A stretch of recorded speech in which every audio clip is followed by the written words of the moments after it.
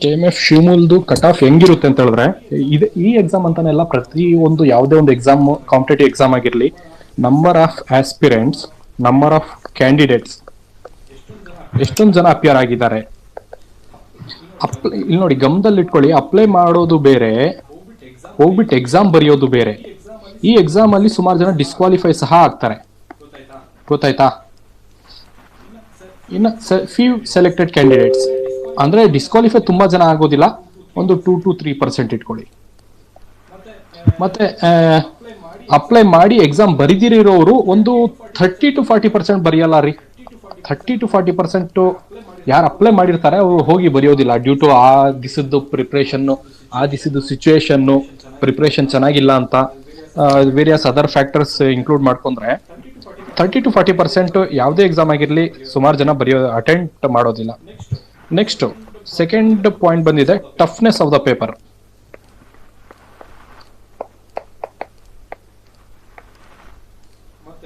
ಮತ್ತೆ third point ಬಂದಿದೆ,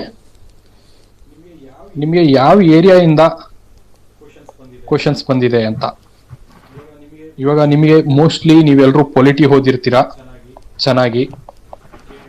KMF ಇವಾಗ ನಮ್ಮ ಕ್ಲಾಸಸ್ ಜಾಯ್ನ್ ಆಗಿರೋದ್ರಿಂದ ಯಾರೆಲ್ಲ ಜಾಯ್ನ್ ಆಗಿದ್ದೀರಾ ಅವ್ರಿಗೊಂದು ಎಡ್ಜ್ ಇರುತ್ತೆ.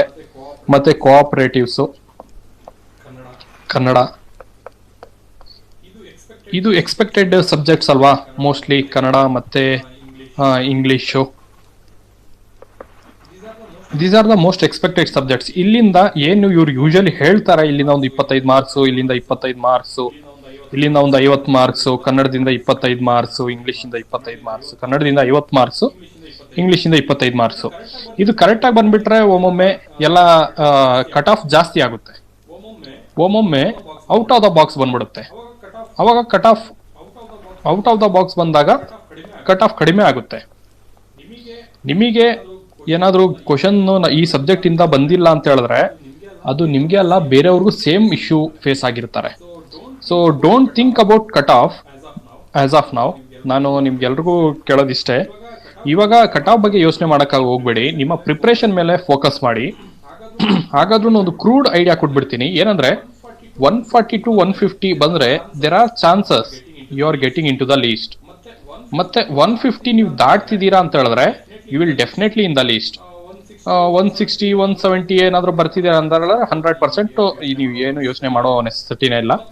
ಮತ್ತೆ ಇನ್ನೊಂದೇನಂದ್ರೆ 120, 110 ಈ ತರ ಬರ್ತಿದೆ ಅಂತ ಹೇಳಿದ್ರೆ ನಿಮಗೆ ಕ್ಯಾಟಗರಿ ಏನಾದ್ರು ಇದೆ, ಲೈಕ್ ಮೋಸ್ಟ್ಲಿ ಇವಾಗ ಇಂಟರ್ನಲ್ ರಿಸರ್ವೇಶನ್ 56% ರಿಸರ್ವೇಶನ್ ಇದೆಲ್ಲ ಮಾಡಿರೋದ್ರಿಂದ if you belong to any kind of category like cat 1 ಮತ್ತೆ 3A, 2B, 3B, 2A ಅಂತೂ ಜಾಸ್ತಿನೇ ಇರುತ್ತೆ cut off. SC, ST depends on the ಈ ರಿಸರ್ವೇಶನ್ ಅಲ್ಲದೆ ಇನ್ನ ಫ್ಯೂ ರಿಸರ್ವೇಶನ್ ಇದರಲ್ಲಿ ಸಬ್ ರಿಸರ್ವೇಶನ್ ಇರ್ತಾವಲ್ಲ, ಕನ್ನಡ ಮೀಡಿಯಂ ಆಗಿರ್ಬೋದು, ರೂರಲ್ ಆಗಿರ್ಬೋದು, ಮತ್ತೆ PH ಆಗಿರ್ಬೋದು, ವುಮೆನ್ ಆಗಿರ್ಬೋದು. ಈ ಕಟ್ ಆಫ್ಗೆ ಇನ್ನೊಂದು 5-10 ಮಾರ್ಕ್ಸ್ ನೀವು ಕಡಿಮೆ ಮಾಡ್ಕೊಂಡು ಹೋಗ್ಬೋದು. ಓಕೆನಾ? ಸೊ ಈ ತರ ಕಟ್ ಆಫ್ ಇರುತ್ತೆ.